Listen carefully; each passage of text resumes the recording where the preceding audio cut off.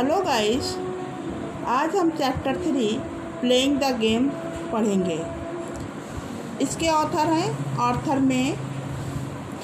इस लेसन की या इस चैप्टर की आप लोगों को संक्षेप में समरी पहले इंग्लिश में फिर हिंदी में आपको बताते हैं, जिससे कि आपको समझ में आ जाए कि इस चैप्टर में क्या कॉन्सेप्ट दिया हुआ है। तो सबसे पहले हम समरी आप लोगों को इंग्लिश में बताते हैं। Through the story playing the game the author has tried to bring out the fact that life is like a sports field where we encounter challenges which are to be dealt with same dedication as we do in the actual sports field to win a match.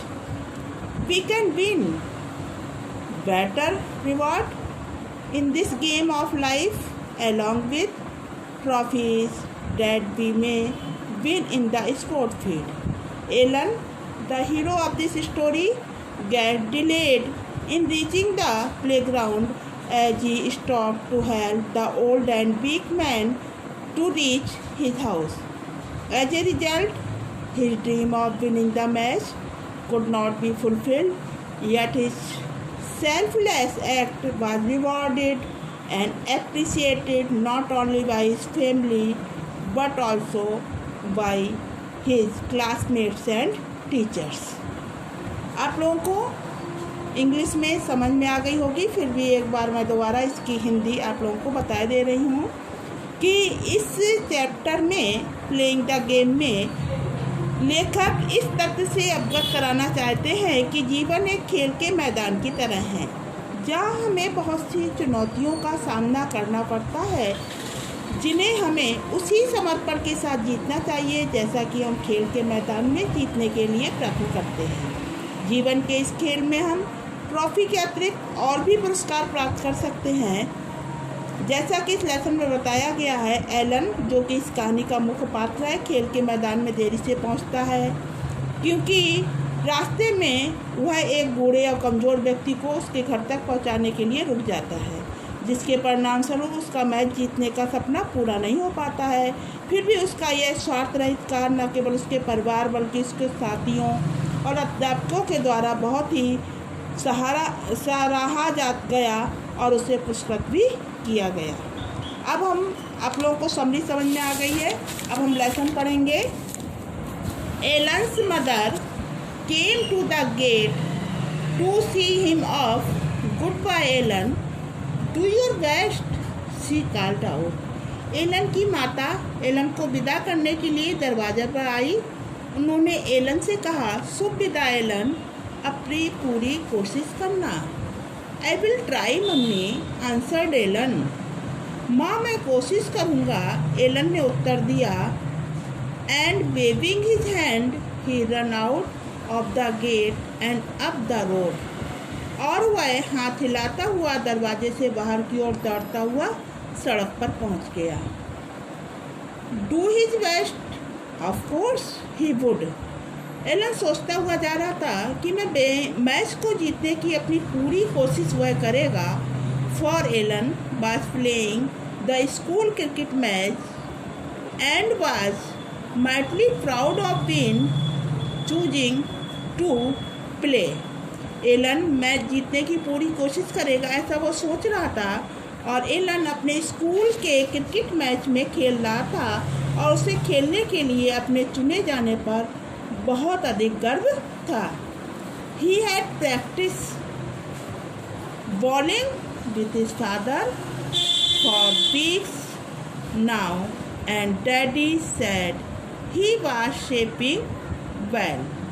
उसने अपने पिता के साथ कई सप्ताह तक अच्छी तरह से गेंद फेंकने का अभ्यास किया था और उसके पिता का कहना था कि उसने गेंद को अच्छे से फेंकना सीख लिया है।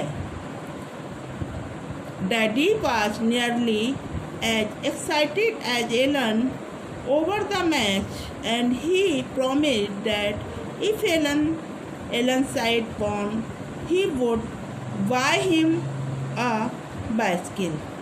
मैच के बारे में उसके पिता भी उतने ही उत्सुक थे जितना कि एलन ने वादा किया था कि यदि एलन की टीम जीतती है तो वे उसे एक साइकिल खरीद कर देंगे।